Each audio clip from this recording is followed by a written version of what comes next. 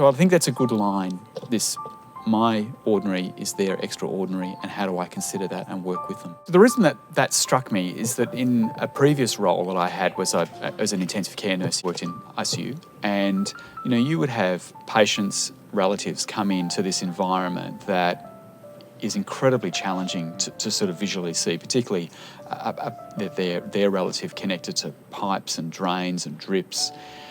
And I suppose you think back at those times and you think that you could not put a person in a more foreign environment with their loved one, and you had to work to try and deconstruct that for them. So I think I like this line because I think it reminds us that the everyday things that we do are actually really quite confronting to many people, and they are extraordinary. And to think and take the time to stop and sort of say, how do I deconstruct that? How do I help make that experience accessible? Or, obviously I'd have a sense of authority or because the system. How do you use that to help that individual in receiving the care that they need to, or the support that they might need?